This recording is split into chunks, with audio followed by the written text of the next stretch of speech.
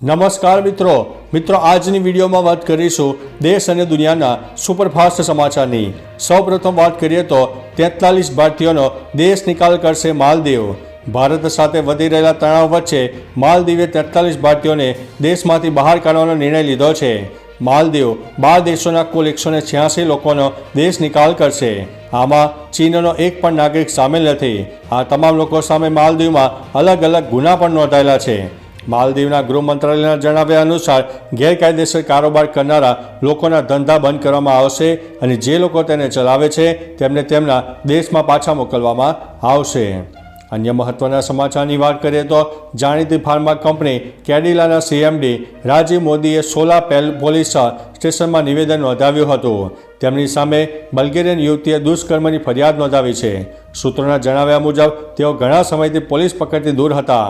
આ કેસમાં તેઓ કેટલા સામેલ છે તે અંગે સોલા પોલીસ હાલ તપાસ કરી રહી છે। યુવતીને પણ તપાસ અર્થે બોલાવવામાં આવી હતી, પરંતુ તે હાજર રહી ન હતી। તેના નિવેદન વગર તપાસ આગળ વધી શકે તેવી શક્યતા ઓછી છે। તો ચાલો મિત્રો, ફરીથી દેશ અને દુનિયાના સુપરફાસ્ટ સમાચાર લઈને મળતા રહીશો। ત્યાં સુધી અમને રજા આપશો। નમસ્તે।